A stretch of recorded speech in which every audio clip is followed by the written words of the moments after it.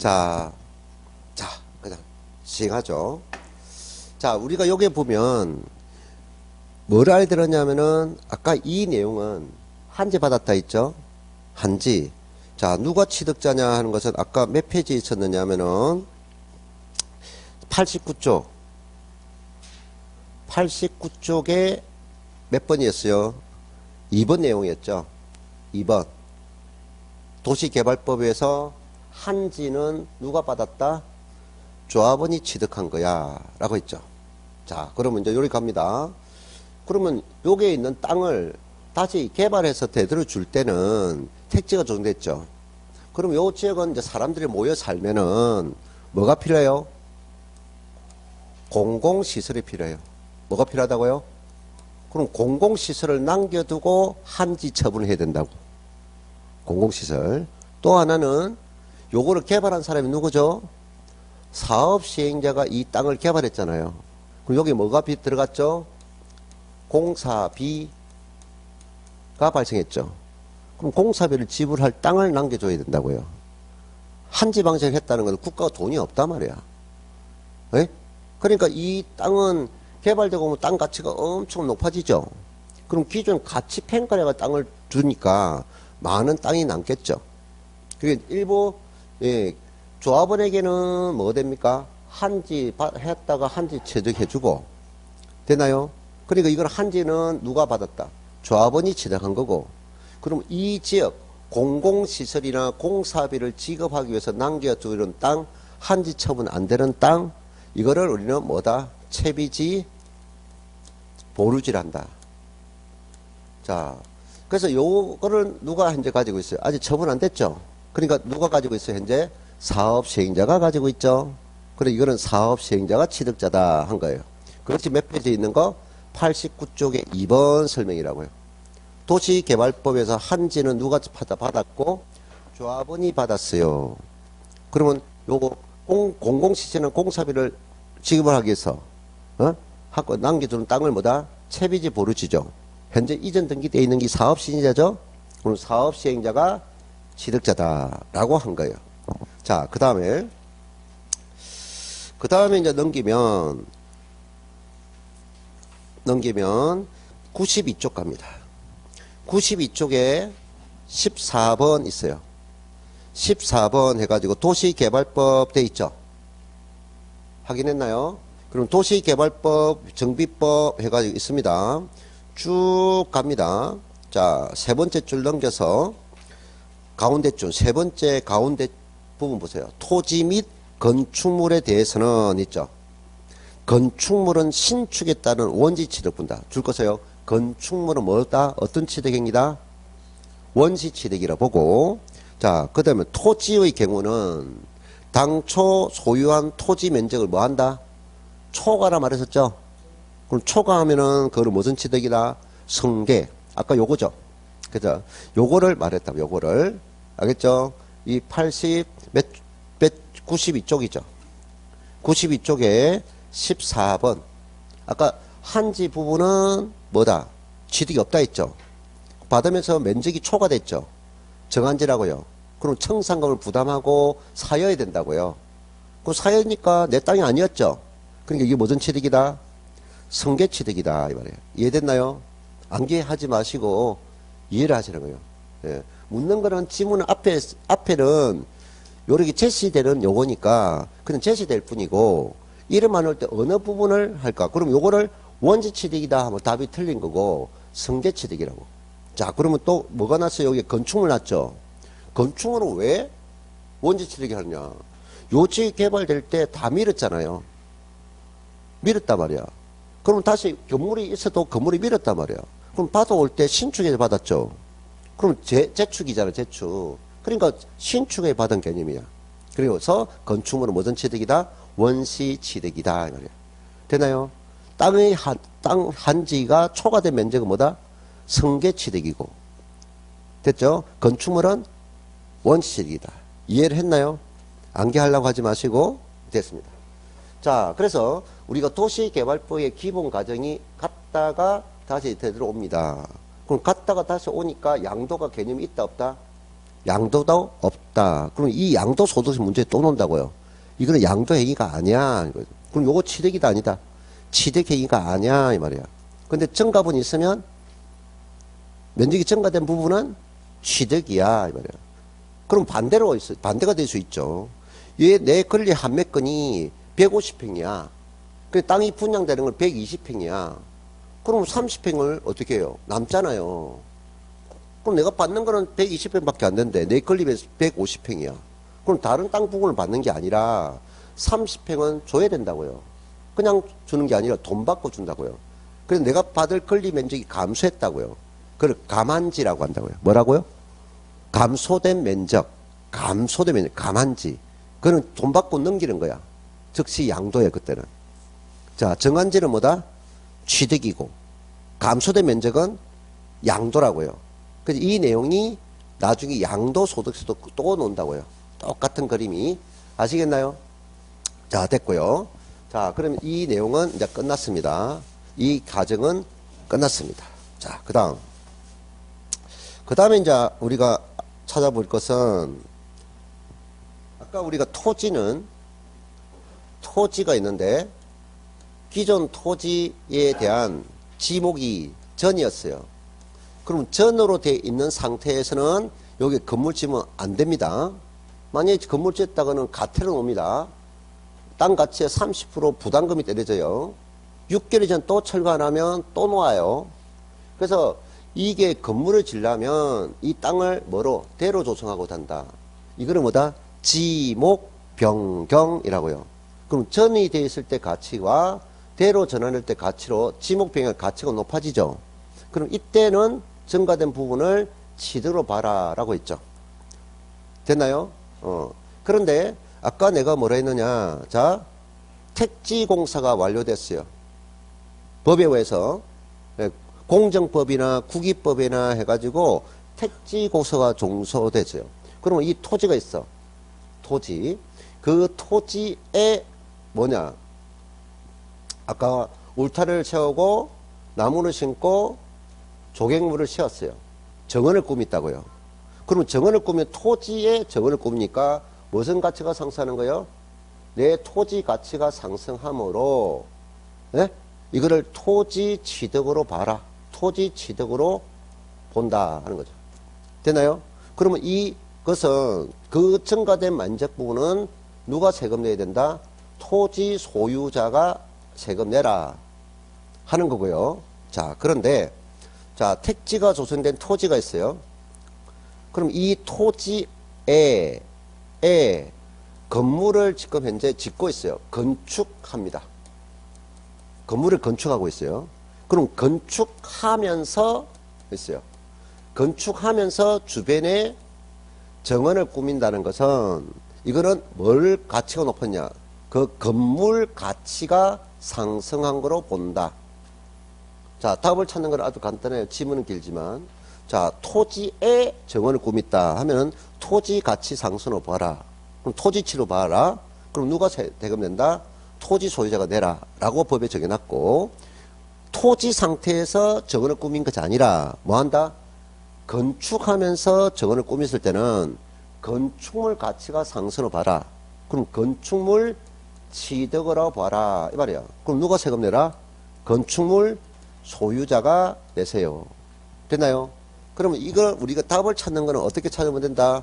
첫 스타트가 토지로 시작하면 뒤는 토가 나야 된다고요. 중간에 건이 나오면 안 된다고요. 이거는 건축물로 시작했다면 뒤는 토가 나오면 안 된다고요. 그것이 몇 페이지냐? 92쪽에 몇 쪽? 92쪽에 12번 내용입니다. 자, 원 1번 볼게요. 자, 두 번째, 원 1번 두 번째 줄 가운데 봅시다. 택지공사가 준공된 토지에로 시작했죠. 토지에 정원을 꾸몄죠. 됐나요? 설치하는 경우에는 그 정원 또는 부속시설물 등은 토지에 포함된다 있죠. 됐나요? 토지에 줄 긋고 그 다음에 토지에 포함된다. 줄 긋고 그래서 밑에 토지 소유자가 취득을 본다. 토로 했으니까 토 나야 된다 말이에요. 자, 그런데 1, 2번은 다만 그 토지에 뭐 한다?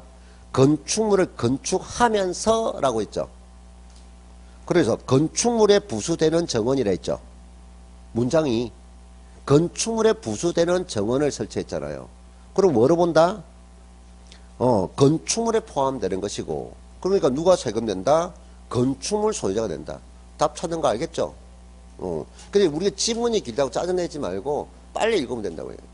몇 번 읽어보면 답을 찾는 방법 알 수 있을 겁니다. 자, 그 다음에 이제 내가 별 표시 5개 한 거 있죠? 별표 5개 한 거 납치해보자 봅시다. 뭐가 있었습니까? 90페이지 9번 있어요. 90페이지 9번.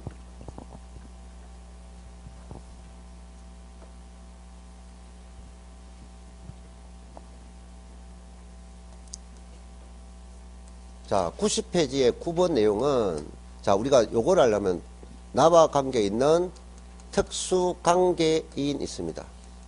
뭐 특수관계인은 많지만 기본적으로 우리가 알아야 될 것이 뭐다? 배우자가 있겠죠. 그 다음에 뭡니까? 직계관계가 되겠죠. 그럼 나를 기준 위는 직계존속이고 나를 기준해서 밑에는 직계비속이죠. 예, 그 다음에 우리가 몇 촌이냐? 4촌 이내 친족입니다. 그럼 이 친족은 아버지 쪽입니다. 됐나요? 그럼 4촌 이내 친족이 특수관계자입니다. 그러면 내 삼촌의 아들은 나와 사촌이죠. 그 아들이, 사촌이 아들을 낳았어요. 그러면 내하고는 5촌이죠. 그러면 사촌의 아들과 나와 그래하면은 특수관계자 아니라 말이야. 알겠어요? 사촌까지가 특수관계자입니다. 근데 어머니 있죠? 인척이라고요. 그는 삼촌 이내 인척이라고요. 되나요? 인척. 일반적으로 가족 구성원들은 친인척은 요까지를 특수관계인이라 합니다. 자, 그런데 회사 사장이 있고 회사에 내가 일하는 종업원입니다. 사장과 나오는 특수관계자입니다. 회사를 위해서 하는 사람. 알겠어요? 회사가 잘 되면 나도 좋고, 알겠어요? 내가 좋으면 회사도 잘 되잖아요. 됐죠? 그래서 회사의 주인이 뭡니까? 주주죠. 임원이죠. 그럼 회사와 그 임원 간의 관계도 특수관계자라고요. 뭔가 공통점을 가지고 일을 하는 사람이 특수관계자라고요. 뭐, 그까지는 볼 필요 없고. 이제 그래서 우리가 국가에서는 특수관계자 간에 뭔가 동거래가 되거나 매매 행위가 되면 우리 국가는 의심을 한다고요. 부정이 있다고 본다 이 말이야. 뭐가 있다고? 부정행위가 있다고 봅니다. 그런데 그 중에서도 요겁니다. 배우자 간 직계존 비속 간의 거래는 뭐로 보느냐? 유상행위를 인정하지 않고 무조건 정려한 거로 보겠다 하는 겁니다. 국가는. 자, 그래서 나는 내 부동산을, 내 배우자 부동산을 내가 샀어요 라고 신고하러 갔어요. 내가 돈 주고 샀어요 라고 신고하니까 국가가 뭐냐? 아닙니다. 정려입니다. 라고 합니다. 돈 주고 샀는데요? 안 믿는단 말이야. 알겠어요? 나는 부모님이 가지고 있는 재산을 내가 가져오면서 부모님이 돈 주고 샀어요. 안 믿는다고요. 그래서 국가는 무조건 일단입니다. 일단은 배우자 간 거래가 들어오면 유상행위를 안 믿는다. 직계존비속 거래도 칭부 들어가면 유상행위 안 믿는다 이 말이야. 정려로 본다. 그런데 정려로 봤지만 다만 입증할 수 있는, 객관적으로 입증할 수 있는 내용이 있다면, 입증을 한다면 그때는 유상치로 본다. 알겠어요? 그래서 이제 요거 문장을 보고 입증할 내용이 들어가면 정려라 표현하면 안 되고 유상취득이다라고 표현하고, 이런 입증할 내용들이 없으면 정려다라고 표현을 해야 됩니다. 알겠어요? 그 표시를 잘했는지를 묻는 거다. 알겠죠? 그럼 입증할 만한 내용이 뭐냐 하는 내용을 알면 되는 거죠. 암기하지 말고 생각합시다. 자, 그래서 자 봅시다. 90페이지에 9번에 보면 배우자 또는 직계 존 비속의 부동산 등을 취득하는 경우는 줄 것죠. 정려로 취득한 거로 본다라고 했죠. 다만 다음의 어느 하나에 해당하는 경우는 그 전체를 유상으로 이제 인정해 주마 하는 거죠. 자, 첫 번째가 1번이 뭐죠? 공경매죠. 그럼 공경매는 어디를 통해서 물건 받아와요? 법원을 거쳐서 받아오죠. 그러면 매수자는 돈을 누구한테 집어넣어요? 법원에 놓아야 되죠. 그래서 공매로 인해서 배우자 부동산을 공매를 거쳐서 취득했다 하면 거기는 뭐다? 정려다 하면 안 되고 배우자는 말이 들어왔더라도 이해됐나요? 유상이다 라고 해야 된다 말이야. 그 다음에 2번 파산 선고 있죠? 파산 선고에 따른 처분도 법원을 거쳐서 처분됩니다. 그래서 입증합니다. 자, 그 다음에 3번은 맨 끝에 뭐죠? 교환돼 있죠. 그럼 교환이라는 것은 배우자가 가지고 있는 A 부동산과 그 배우자가 가지고 있는 B 부동산, 그럼 부동산 등기부가 있죠. 서로 교환하는 거야. 이거는 현금이 금전이 일부 따르겠죠. 그럼 물건과 물건이 교환하는 것은 무조건 유상이다 라고 보는 거예요. 자, 그 외에 또 이제 4번에 보면 해당 부동산을 취득하는 이 위해서 그 대가를 지급한 사실이 입증되는 겁니다. 증명 줄 것이요. 그 대가를 지급한 사실이 맨 끝에 증명된다면, 이 말이 놓으면 증명한다 하면 유상이다 이렇게 말하는 거예요. 다만 그 대가가 시가 인정액, 시가 인정액이라 해놨죠. 이건 나중에 몇 프로에 해당한다? 30%에 상당하는 금액 이상인 경우면 제외한다. 대가가 30% 이상이라면 제외합니다 하라고 했어요. 제외. 자, 그럼 기역, 리언, 디귿, 리얼이 있는데, 기역은 그 대가를 지급해서 받는 사람이 내가 과거에 돈 버린 거야 라고 소득 증명을 하면 유상이고요. 그 다음에 본인이 가지고 있는 재산을 처분했거나 본인이 가지고 있는 재산을 은행에 담보 설정해 돈 빌렸거나 라고 입증한다면 유상이다. 그 다음에 디귿과 리얼은 그냥 보지 마시고, 자, 이 내용이 나중에 양도소득세에도 그대로 논단 말이야. 알겠어요? 양도소득세 그대로 놉니다. 그런데 사실 이 행위는 이 배우자 직계 존비속을 거래를 취득세가 중요한 게 아니라, 취득세가 중요한 게 아니라 양도소득이 중요해요. 왜 이게 우리 중요하냐면은, 자, 취득세는요 별거 아니야. 정려로 판단될 거하고 부동산을 정려받았을 때하고 유상으로 취득할 때는, 정려받을 때는 세금이 3.5% 부담해요. 근데 유상으로 취득할 때는 일반적 부동산은 4% 내요. 세율이 다르단 말이야. 그걸 구분을 해줘라 이 말이야. 이해됐나요?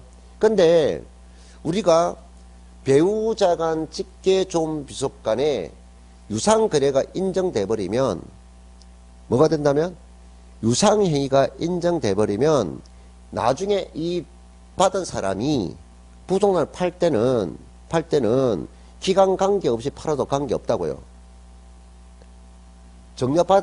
유상으로 입증되면 돈을 주고 샀잖아. 그럼 유상으로 인정되는 거래가 됐다면 그 다음날에 부동산 팔아도 아무 문제 없다고요. 소급 안 한다고요. 근데 정려로 판단되는 부동산은 이 정려재산을 몇 년이냐? 10년. 몇 년 안에? 10년 이내 다른 사람의 양도를 하면 정려한 자, 그 정려한 자의 취득일로 기산한다고요. 기산해서 세금을 다시 매긴다고요. 그래서 양도소득이 이걸 정려가 됐느냐 유상거래가 됐느냐 엄청 중요한 내용이라고요. 무슨 말 알겠어요? 네. 요즘 뉴스에 나오는 게 뭐죠? 네? 요즘 뉴스에 나오는 건 핫한 거지. 우리가 상속을 받았다, 정려를 받았다. 정려를 받을 때는 정려세를 부담하는데, 예? 만약에 현금을 정려받았다 하면은 취득세는 없죠. 취득 물건이 아니니까. 그럼 재산을 무상으로 얻어지니까 정려세는 부담해야 된다고. 받은 정려재산 가치만큼 증여세를 낸다고요. 증여세는 기본 첫 단위가 10%부터 시작해요. 10%, 20%, 30%, 40%, 50% 이렇게 올라간다고요. 받은 재산 금액에 대해서. 알겠어요? 근데 우리가 뭐다? 누구한테 받았느냐에 따라서 공제가 있어요. 공제를 하고 초과된 금액 내는데, 알겠어요? 직계 종비속간에는 우리가 일반적으로 6천만 원, 5천만 원 이렇게 되는데, 배우자 간에 받았다 하면 6억까지 공제해줘요. 앞으로 이 재산 비율을 좀 공제를 더 높인다고 하는데, 알겠어요? 그럼 그거 초과된 금액만 내는 거예요. 근데 상속을 받을 때는 돌아가신 분이 누구한테 재산을 남겼느냐? 상속인이 배우자가 있느냐 없느냐? 배우자가 있느냐 없느냐? 그럼 배우자를 위한 공제 금액이 5억이에요. 신고 안 해도. 직계 비속들을 위한 공제가 5억이에요. 그럼 최소 10억을 넘겨서 받아야 상속인들이 상속세를 부담한다고요. 근데 단위는 10%, 20%, 30%, 40%, 50% 단위예요. 세율은 같아요. 근데 아까 체계가 다르다 했죠. 증여세는 세율을 할 때, 가액을 매길 때 증여받은 재산만 가지고 따지는데, 상속세는 뭐 한다고요? 돌아가신 전체 재산 가액을 따져서 세율을 때리는 거예요. 알겠습니까? 그 점이 또 다르다 하는 거예요. 그래서 우리가 상속받으면 재산이 너무 부담되고 정리하기도 세금이 너무 부담되니까 우리는 상속세가, 우리나라 상속세가 너무 가하니까 국가에서 여러 가지 혜택을 주는 것이 있어요. 부모가 사업을 하다가 그거를 자식에게 물려주면, 자식이 그거를 물려받으면 공제를 많이 해줘요. 가업소득 공제 엄청 많이 해줍니다. 그리고 부모가 업을 행위하거나 농사를 짓는 것을 그걸 물려가지고 계속 그 업을 하면은 또 영농에 대한 상속 공제가 또 많아요. 업을 물려받을 때. 무슨 말이세요? 그래서 그거를 우리가 실제 안 하면서 펜법으로 이용하는 게 많단 말이야. 펜법. 그래서 요즘에 여기 울산도 요즘 생겼다고 들었는데 빵집 있죠? 외곽에 크게 빵집하고 커피숍 같이 생겨났잖아요. 예? 그럼 그거는 직접 거기 빵을 생산하고 제조하고 커피도 제조해 파는 것을 원칙으로 하는데 그걸 행시만 갖춰 놓는 거야. 알겠어요? 그러면 그거를 차린 거야. 그거를 차려놓고 나중에 자기 죽으면 나는 내 자식에게 가업을 물려줬으니까 가업 상속 공제가 70억 그리 받는다고요. 공제가. 이해됐나요? 그래서 우후죽순 생기는 거예요. 돈 많은 사람들이. 그래서 지금 이제 세무조사 들어가는 거야. 예? 실질적으로 빵을 생산하고 제조하고 그 기술을 가지고 넘겨주느냐, 이걸 펜법으로 그리 만들었냐. 그래서 그거 지금 단속하고 있습니다. 우후죽순 생기니까. 참 사람들 머리 좋죠. 법이 있으면 어떻게 하면 법을 해가지고 하는 거. 예, 있습니다.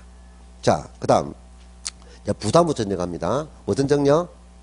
부담부 정려 91쪽입니다. 91쪽에 10번 있어요. 요거 내용이 복잡하지 않아요. 근데 우리가 생각하는 그 상식을 벗어나야 됩니다. 자, 여기서 부담이란 말과 부 있어요. 자, 부담부란 뜻은 요거 부가 부채라 뜻해요. 채무를 뜻한다고요. 그럼 부담이라는 것은 뭡니까? 내가 갚아야 될 채무를 너가 부담해라.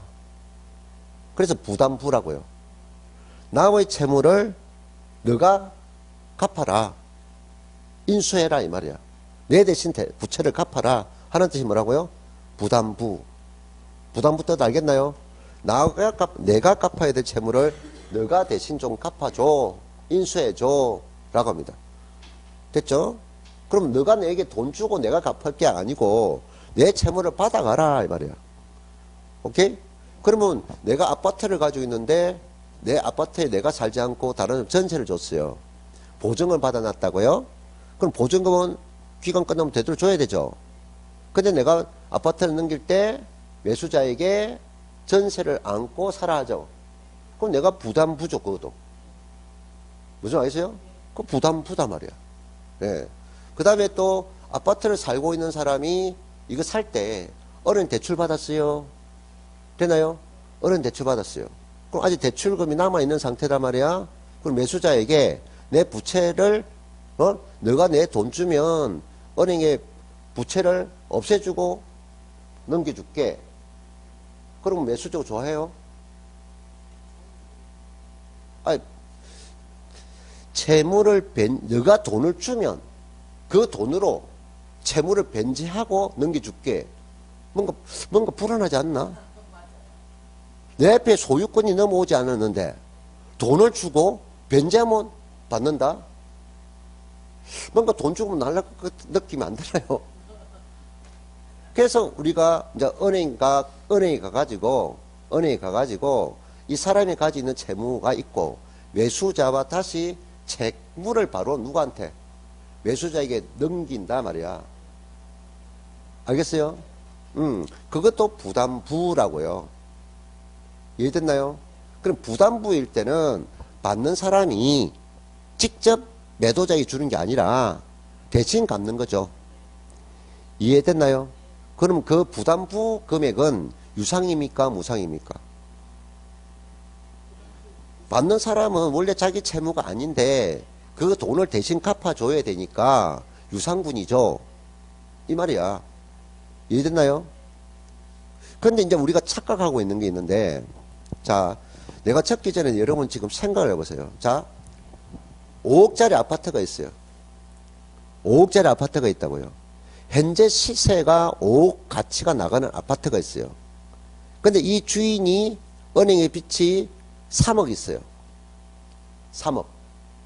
그럼 3억이 있는데 이 3억 빚을 매수자가 안고 안으면 내가 가지고 있는 부동산을 너에게 넘겨주마.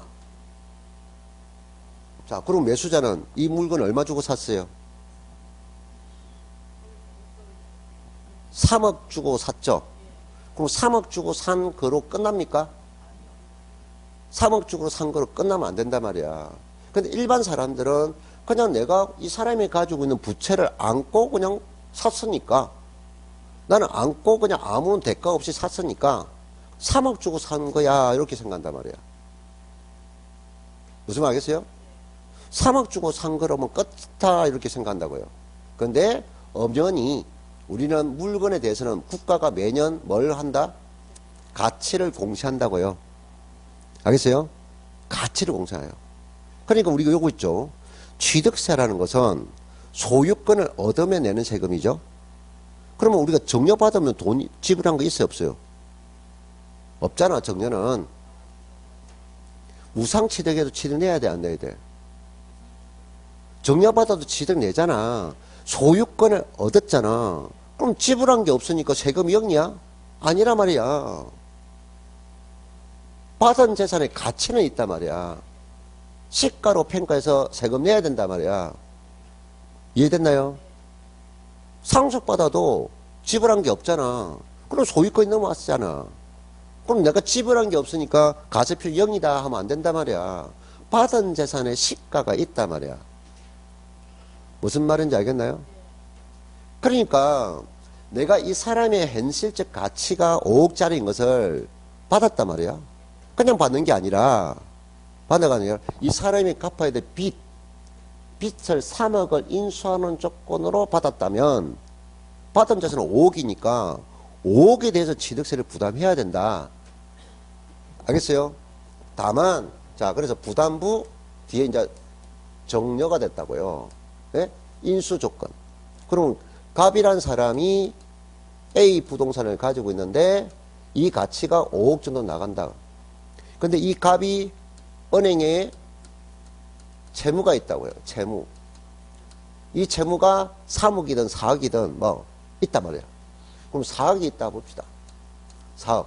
그럼 이게 갑이 갚아야 부채인데 이 갑은 을에게 자기 재산을 이전 등기를 해주는 조건으로 본인 채무를 너가 인수해서 갚아라고 했어요.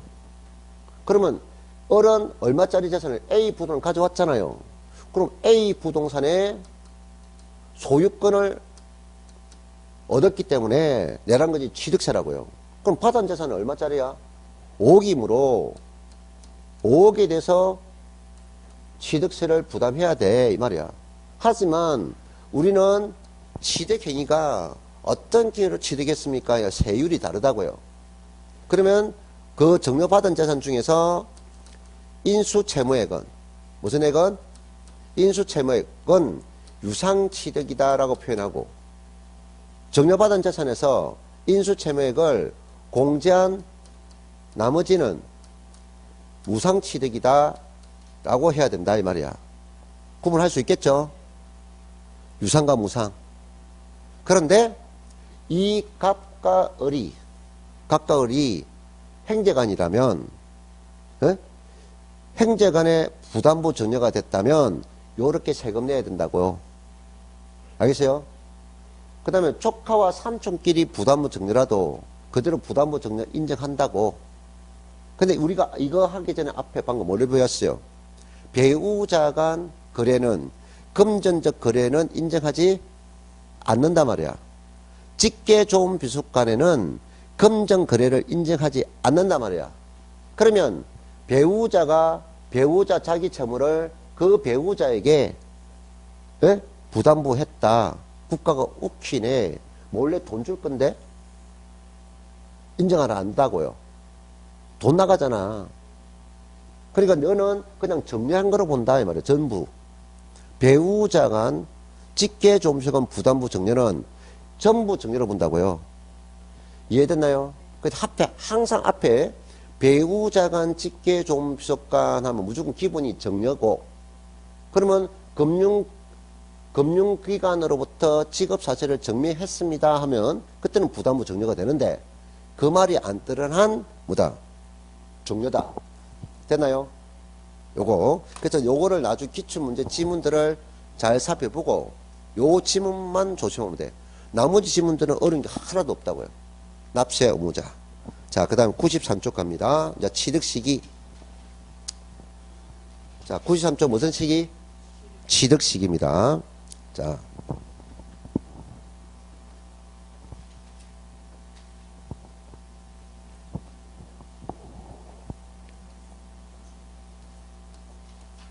자, 93쪽에 취득 시기가 있습니다. 자, 우리가 앞에 조세총론에서 납세 의무가 성립해요 했죠. 가세 요건이 충족했습니다 라고 했죠. 그럼 그 성립 과정에서 가세 요건 중에 가세 표준이 산정됐죠. 그죠? 그럼 가세 표준이 산정된 날에 납세 의무가 성립되죠. 가세 표준. 그럼 성립된 근거를 가지고 그 다음에 하는 행동이 뭐죠? 학정이죠. 가세 표준의 세율을 곱해서 세액을 산출이 학정이죠. 자, 그러면 그 학정 권한은 누가 가지고? 가세권자가 결정권자죠. 그리고 가세권자가 세금을 결정해야 되니까 가세권자가 가세 표준을 알아야 된다 했죠. 근데 문제는 그 가세 표준을 가세권자가 알 수 있다 했고 모른다 했죠. 그죠? 그러면 우리가 취득세, 등록매너세, 재산세, 종합부동산세, 양도소득세 5가지밖에 없잖아요. 그럼 취득은 가세권자 안다 모른다. 매매 행위는 가세권자 모른다. 그러면 알지 못하니까 누가?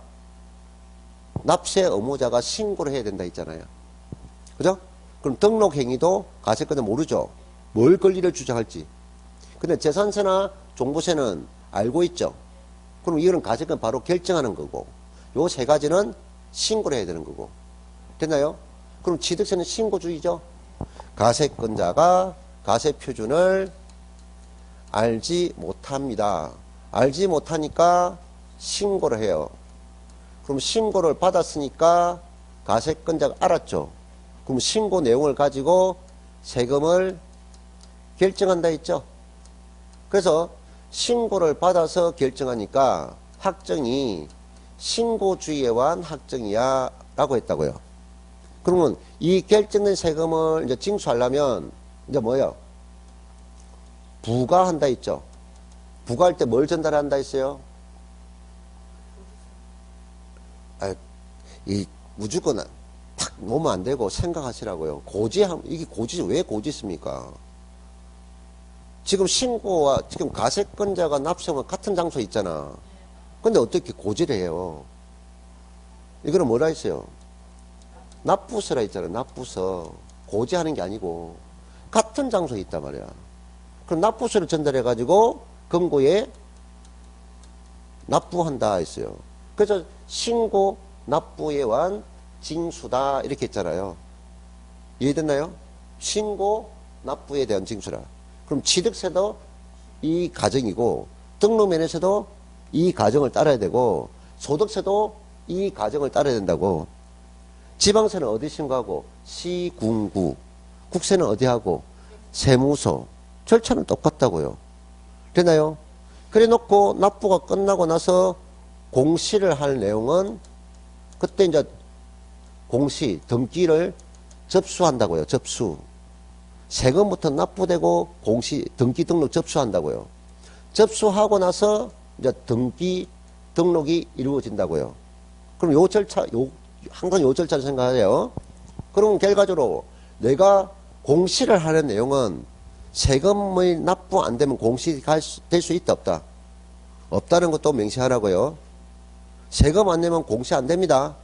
등기 등록할 수 없어요. 그럼 공시를 할 때는 세금이 선납돼야 공시됩니다. 내가 세금 납부됐다는 증거 자료를 못 가져가면 등기 안 받아줘요. 등록 안 받아줘요. 알겠어요? 자, 그러면 우리가 앞에서 뭐 했으니까 신고하고 납부하라 했잖아요. 그럼 여기는 신고주의 세금은 다 뭐가 주어진다? 법에 규정한 법정 신고 기간이 있단 말이야. 여기에 신고를 신고 기간 말하는 게 아니라 신고도 하고 납부 기간이야. 그럼 이 법적 신고 기간에 의무를 성실히 이행하지 않으면 뭘 적용한다고 했어요? 가산세가 따른다 했잖아요. 신고 불소질 가산세는 신고했는데 적게 납부됐어. 가소신고는 10%고 전혀 신고 안 했어요. 무신고는 20%고 부정행위는 40%다라고 있고, 또 납부상 금액을 납부기한 납부를 안 했다. 납부지연 가산세로서 하루하루 지날 때마다 10만 분의 22가 적용됩니다. 그런 가산세가 적용된다고요. 그럼 법적 신고 기간을 기간 계산하려면 기산점이 있겠죠. 언제부터 언제까지냐 하는 거죠. 그래서 우리는 맨 마지막에 건데, 우리 취득행위가 원시 취득이면 우리 취득세는 한 번 내죠. 한 번 냅니다. 취득시기가 취득일이라고요. 납세 의무가 성립된 시점이라고요. 취득할 때마다 취득물건 가액을 알 수 있다고요. 알겠어요? 그러면 이 원시 취득은 취득일부터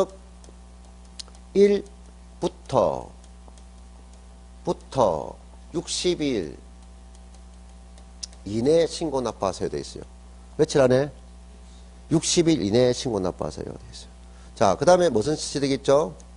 성계 취득이에요. 그러면 성계 취득이면 유상 취득이 있죠. 그럼 유상은 역시 유상을 나타내는 취득일이 있어요. 그때도 60일이에요. 되나요? 근데 무상으로 취득했어요. 자, 무상 취득하면 정려 받는 거 있고 상속 받는 거 있어요. 자, 원래는 정려 받고 상속 받는 것도 원래는 60일인데, 근데 문제는 내가 현금 5억을 정려 받았다. 그럼 취득세 있어, 없어? 취득세는 안 내요. 취득 물건이 아니니까. 근데 정려세는 신고해야 돼요. 그러면 내가 현금 5억을 정려받았다면 됐나요? 관할 세무서에 내가 5억 재산을 받았습니다 라고 3개월 안에 신고해야 돼요. 몇 개월? 3개월 이내에 신고하면 진짜 그것만 받았는지 다시 3개월 기간 동안에 다시 확인합니다. 3개월 안에 신고가 들어오면 그 신고된 내용과 또 다른 정려가 있는데 다시 조사합니다. 3개월. 그럼 3개월이 지난 후에 세금 내세요 라고 고지합니다. 자, 됐나요? 그러면 내가 부동산을 5억짜리 정려를 받았어요. 알겠어요? 그럼 부동산을 정려받았다? 그럼 재산을 얻었잖아요, 이거는. 그때는 취득세도 내야 되죠. 그런데 원 취득은 몇 개월, 며칠이야? 60일이야. 근데 무상으로 받았잖아요? 예? 또, 취득세는 지방자치단체에 신고하고, 정년은 국세니까 세무서에 신고한다고요. 알겠나요? 방금 정년은 몇 개월이라 했어요? 3개월. 취득세는 60일. 자, 그러면 헷갈린다고요, 국민이. 국민이 헷갈리니까 기간을 통일시켜라, 이 말이야. 기간을 뭐 한다? 통일시켜라. 근데 원래는 취득은 60일인데, 무상으로 받은 정려 받을 때는 취득세와 정려세가 불일치하니까 통일시켜라, 말이야, 통일. 그래, 정려세법을 준용하라. 그럼 몇 개월이냐? 3개월 이내로 하라, 말이죠. 됐나요? 자, 그러면 마찬가지로 상속받았어요. 상속받았다? 그럼 원래 취득은 60일인데 상속받으면 또 뭡니까? 전부 동의를 얻어야만이 상속된다 했죠. 됐나요? 근데 우리는 취득세는 뭐 동의를 어떤 사망적시 권리가 인정되는 거야. 예? 사망적시 상속인의 권리가 인정된다고요. 취득이 된다고요. 오케이? 그러면 기간이 우리가 상속받았다, 부모 재산을 세무서에 많이 받은 사람, 적게 받은 사람은 신고 안 해도 돼. 많이 받은 세무서에 6개월 안에 신고해야 됩니다. 몇 개월? 6개월 신고하면 다시 세무서는 다시 6개월 기간을 두고 확인합니다. 확인해서 고지합니다. 자, 그러면 취득세와 또 헷갈리잖아. 그래서 통일시키라고요. 이거는 상속세법을 준용해서 6개월 이내입니다. 됐나요? 몇 개월? 6개월. 자, 그런데 정려는 받은 물건만 가져가면 되는데 상속은 돌아가는 전체죠. 전체. 그러면 방금 동의를 얻어야 된다 했잖아요. 동의를 얻어야 된다고 했어요. 그래서 기간이 상속인 중 한 명이라도 국내에 있으면 관계없는데 한 명이 외국에 있어. 도장받기 힘들죠. 그때는 3개월을 더 널리 줘서 9개월 이내가 됩니다. 됐나요? 자, 그래서 여러분이 암기를 해야 될 취득세 법적 신고기는 이게 전부야. 며칠이라고? 60일. 정년은 3개월. 상속은 기본이 6개월이라고. 자, 그런데 기산점이 또 달라요. 요거는 1이죠, 1. 1이죠. 그러니까 1부터 하면 돼요. 1부터. 이거는 근데 월이죠.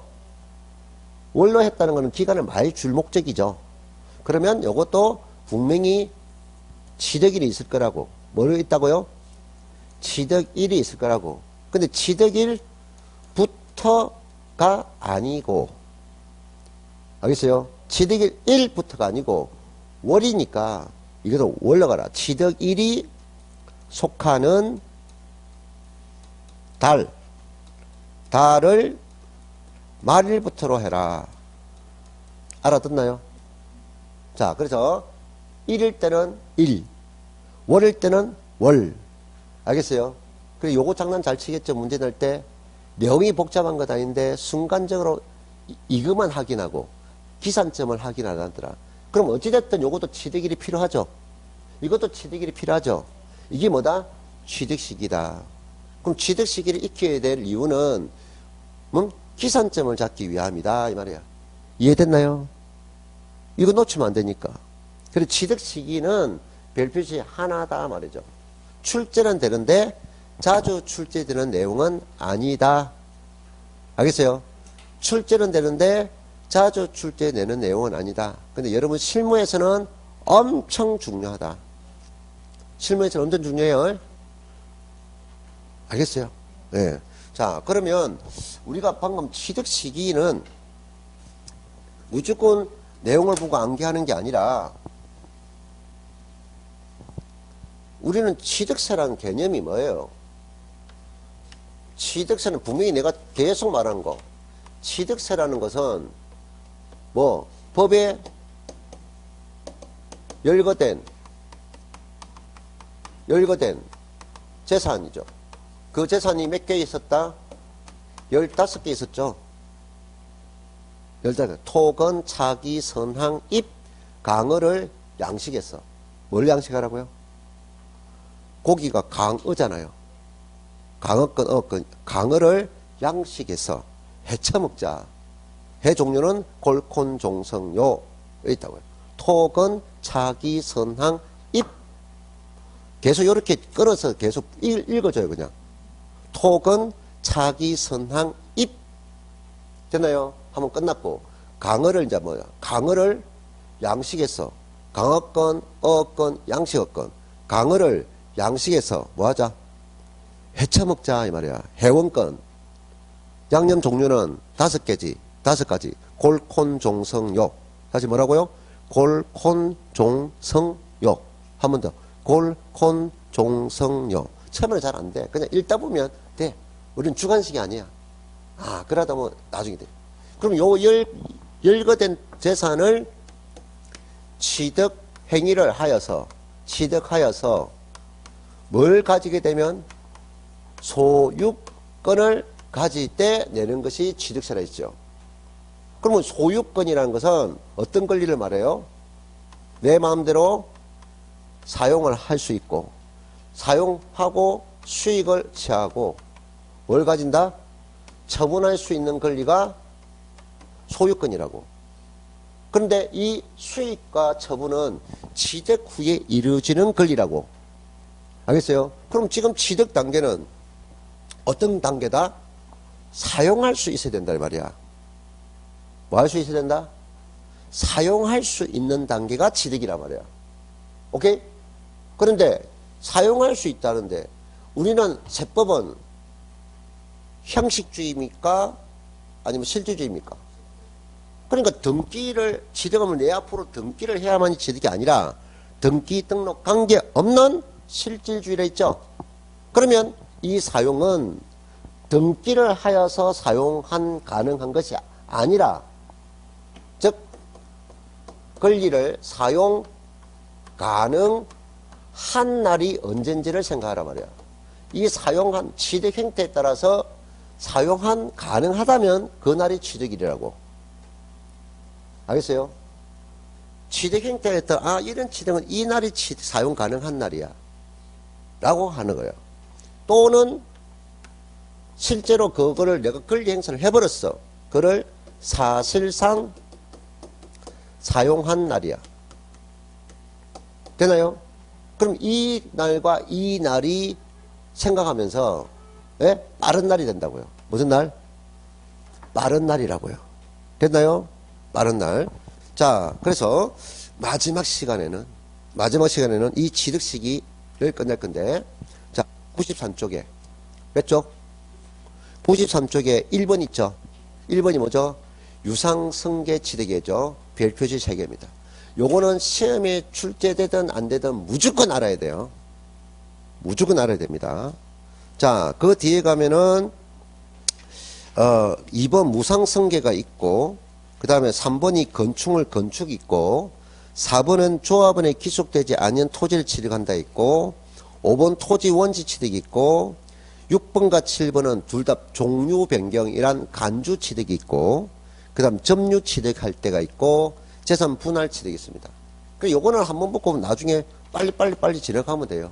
근데 1번은 신경을 많이 써야 돼요. 무조건 알아야 됩니다. 그래서 우리가 취득 시기는 단독 문제로 자주 출제되지는 않아요. 근데 방금 내가 1번 유상행위 있죠? 유상. 이 유상은 단독 문제로 잘 출제는 안 되고 다른 보기에 제일 많이 섞어서 계속 나옵니다. 기본적으로.